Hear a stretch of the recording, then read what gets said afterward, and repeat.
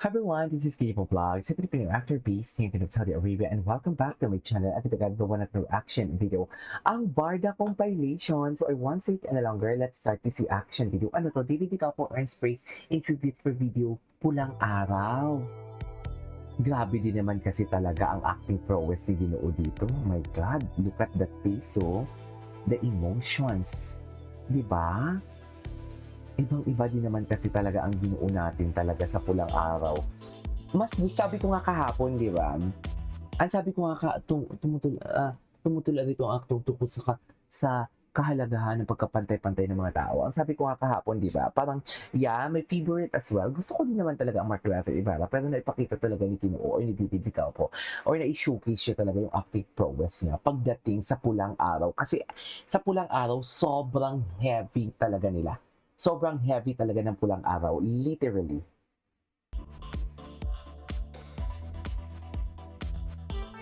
Abangan si bilang Hiroshi Tanaka sa Pulang Araw, July 29. Okay. You know, ba talaga dapat, ma'am? What's next? Ay! Ano to? Ay, bago to ah. Bakit? Saan pupunta ang kambing? Dito muna tayo, mamaya natin sa Facebook. Ay, wait. David. Ay, ito. Kanina nga off-cam we were talking, aktor na aktor ka. True. True. Aktor na aktor You talaga played siya sa the Pulang role of Aral. Hiroshi, Pulang Araw. Brilliantly. Paano Iba talaga pinaghandaan siya ba sa ito? Pulang Araw. Paano mo ginagawa ito? Oo, maraming preparations kasi yung Japanese language, number one, yun yung pinaka-challenge ko talaga. Kasi dito boy, everyday kailangan ko siya i-memorize, di ba? And actually, hindi lang siya one night para i-memorize eh. Parang takes me 3 days, 2 days para memorize yung mga Japanese lines. Grabe, ang hirap And yan. on top of that, yung acting pa, syempre kasama ko dito mga batikan like sila Dennis, sina Alden, si Barbie, Sanya. And sila, di ba, napakagaling nila eh. Pati niya. Ang galing nila, di ba, Tito Boy? So, kailangan ganun talagang gumaling. And siguro, aral lang din talaga. Aral ako ng acting, maraming trial and error. Grabe, Tsaka, I think before po lang araw kasi sinet ko yung, parang nagkaroon ako ng goal na gusto kong siguro, hopefully manalo ng Ganda. award, di Kaya ba? pala you notice the trophy. Yeah, oo, parang yun kasi yung goal ko eh. Oo, hindi, joke lang. Pero yun nga, Pero nanalo Say naman it siya, when it di ba? happens. Pero paboritong linya so far? yung ano, yung lines ko with si Adelina. Ay, si Barbie. Barbie. With Barbie. Ay, talaga? Hontoni, ay shiteroyo, Adelina. Ay! Say it in character, anong ibig sabihin nun? Ganda. Hontoni, Oh my God. ay shiteroyo, May Adelina. feelings. May feelings talaga, ma'am. Tsare! May feelings talaga. Yun na yun. May feelings talaga ang pagkakasabi ni Ginoo. Galing mo, David. No. You're so into it. Alam mo, in the beginning kasi, di ba, people were saying, David is just there for the fun. You're crying. Umiiyak ka actually. Yes. Banu daw ako eh. Oo. And then, remember when you were Bano daw starting? ako eh. Yeah, of Isang course, tao, of course. you know, nice-looking kid, Yeah. gets into the business, para lang for fun, Totoo. artista lang. Even I think ikaw, to be very blunt about it, parang sumasakay ka lang sa Agos and Oo. Kung in anong the last meron, of this, come not what last, may. but in one Pero of my ngayon, ginalingan niya na conversations with you, talaga, parang, di ba? This is complementary to the businesses that I do, so I'm just happy doing it. Yeah, Pero ngayon parang nasa puso na at kaluluwa. Actually, you're saying? Yeah, actually, Tito Boy, I would say na Pulang Araw really changed my perspective with siguro my life din. Sa acting, talagang yung acting, feeling ko, there's something na I can do for a long time. Kaya, yung ginagalingan ko talaga. So, Yeah. yun, nag-iba yung perspective talaga. At Kasi dati nga nakikita namin yan. business. And, Nakikita namin. Okay. Ay, ano to? Ano to, ma'am? Umapaw ang good reviews habang I'm still not there, I'm still improving. Kabilang, Panoorin natin to, ha? Hiroshi, played by David Licauco. Ay. At grateful si David pero ini-improve pa raw niya ang acting sa tulong ng kanyang team at co-stars. Makichika kay Okay. Larsa Chago. Sino ang pasimulo ng pagtakas?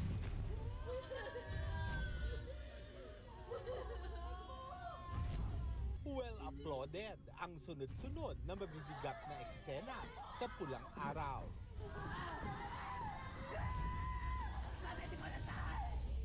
Kabilang ang madamdaming tagpo na ito ni Dolores na mahusay na ginampanan ng premyadong aktres na Si Dolores, Isay magaling. Alvarez Magaling Senya. din to si Isay eh.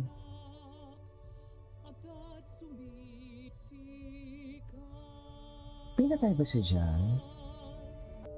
Ay, oo, pinatay na si Isay. Puri-puri rin ang eksenang ito ni Ryoichi Nagatsuka. Ay, ito si Puso Barbie. para Ay, si David. nakakataba raw ng puso para kay David kapag nakakatanggap siya ng papuri sa pagganap as Hiroshi. I'm still not the best. I'm still improving. I'm still learning. You know, like learning from Alden, from Barbie to Sanya, also Dennis, and everyone, diba? So, yeah, and I also give credit to Direk Dom.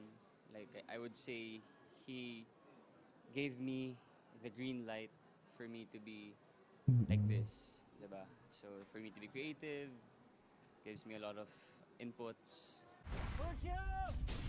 Pero di pa raw tapos ang tumitindi at nakakagulat na mga eksena. May mamamatay. Ang gwapo ni David dito, kailangan oh. nilang abangan yun kung sino ang mamamatay. Sino kaya ang matitegi, Bam? Yan yung tanong. Pa-intense Tsare. ang mga eksena, titular. Titular. Si Hiroshi, like, malaki yung switch niya from, you know, like being just a medyo nice guy. Ngayon, parang he is fighting for his life and also fighting for the love of his life.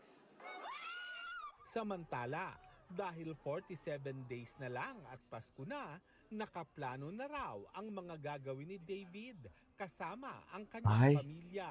Going to Bulasin with my family, 24 to 26.